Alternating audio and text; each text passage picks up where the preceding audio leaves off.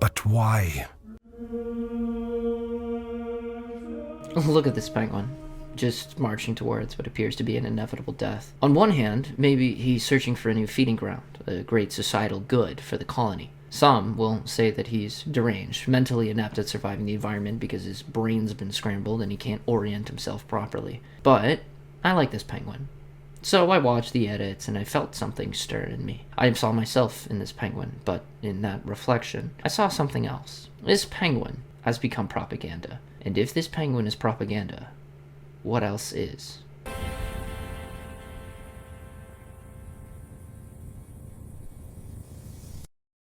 I'm assuming you probably saw, maybe, you probably saw my other video on I don't have a political party, and you probably shouldn't either. By the way, thanks for all the comments on that video. I think I've sufficiently rage baited my audience on a video intending to be politically neutral and encouraging unity. I got ripped for sounding young, using a cartoon figure, and using AI, which, based, but I don't have much money or time since, I have a job, but going forwards, I will try to use it less. But for reference, these ideas, scripts, and the original character, much to many's dismay, is in fact my own. Alright, back to the video, because this one's a lot more important for those people who are trying to convince me to join the left. Here's the thing about not having a political party. The machine wants you. The machine wants you to think like they do.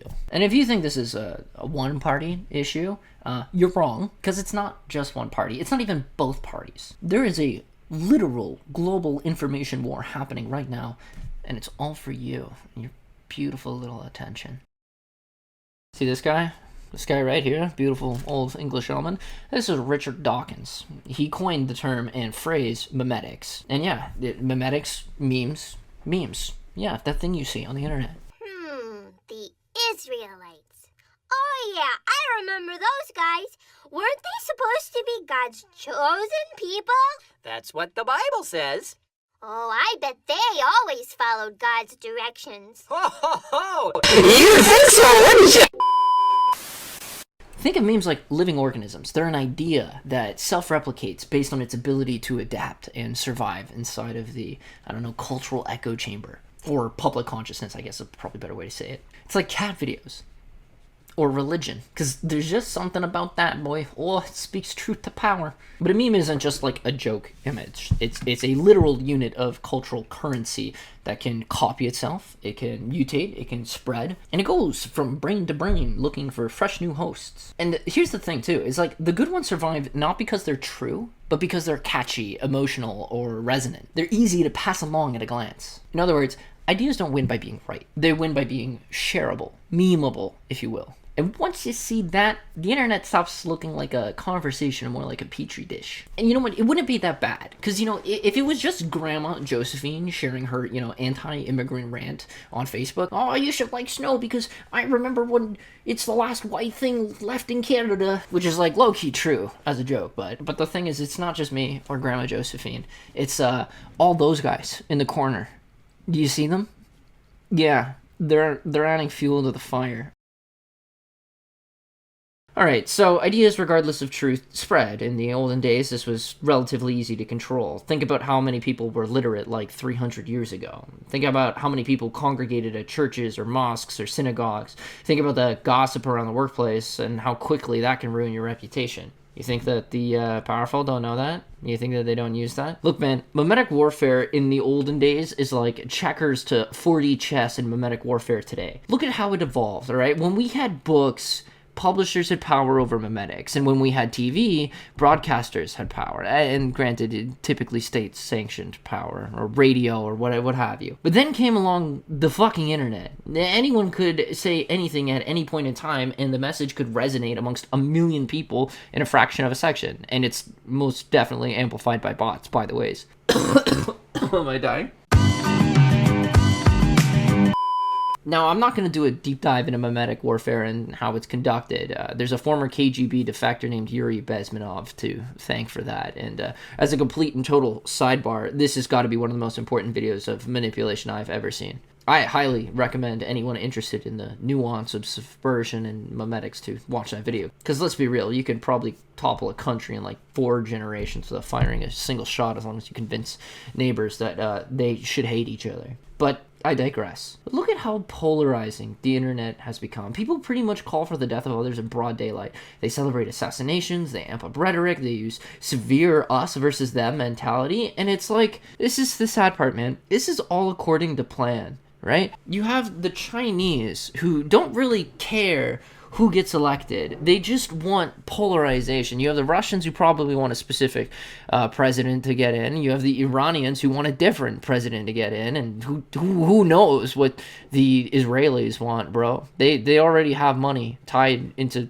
basically everything. And polarization and access to the internet, especially when foreign intelligence agencies, or even domestic ones for that matter, are involved, are like crazy high. And the sad thing is we're all just pawns for a much larger, much more complicated game. And that's like just external actors, man. I mean, when we start looking internally between like the political parties, we see something. Like, did you notice the difference between the propaganda on the left or the right recently? Let's talk about how the left uses memetics. They say the left can't meme, and they can't. Not really. Not in the ha-ha funny way of things. That's why their propaganda relies so heavily on pulling your emotions and heartstrings. They try to amp up the rhetoric so that you feel a particular way. But a lot of memetics is about feeling. They find a true feeling, and then they find a way to amp it up. The problem with the right and memetics is, you know, they're actually kind of funny. These bitches love so old and I know it. Fucking with them old boys, you gon' get fucked up. Aquí lo esperan Miraflores, no se tarde en llegar, cobarde.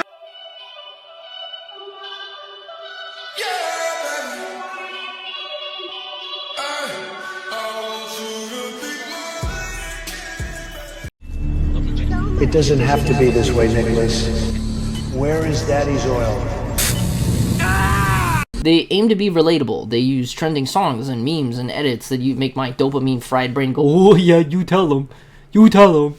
Look at the f***ing RFK Jr. official Twitter account.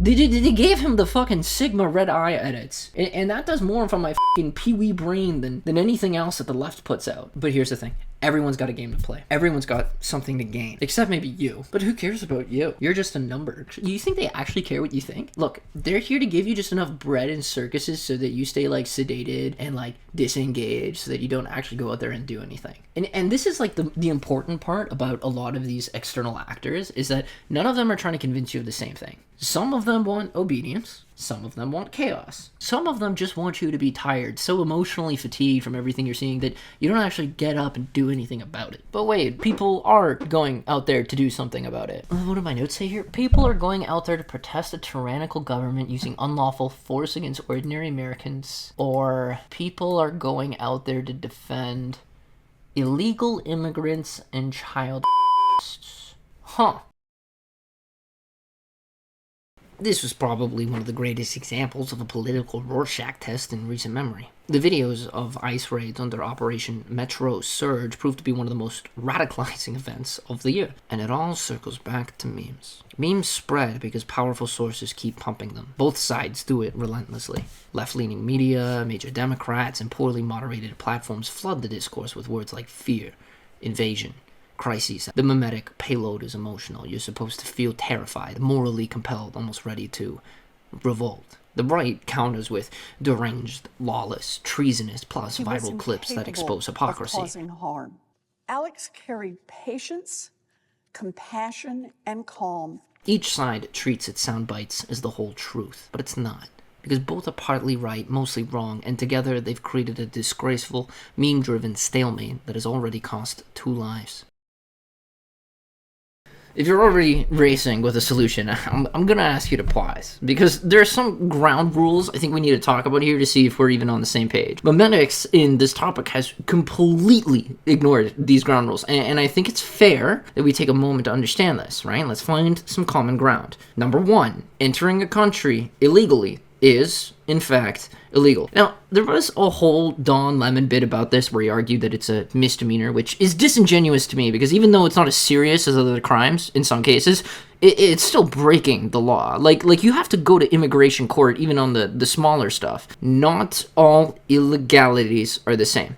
Right, so this is under U.S. federal law. One instance of improper entry is in fact considered a misdemeanor. Again, illegal, but not as serious. However, repeat entry after deportation is, in fact, a felony. In another note, because this would probably matter to me, overstaying a visa is not a criminal offense. It's a civil immigration violation handled in immigration court. But again, recognizing degrees of legality does not erase illegality, okay? Now, number 3, is the use of force to enforce border policy legal? Under the previous administrations, actually, yes, it is. ICE and border control are not uniquely Trumpian things.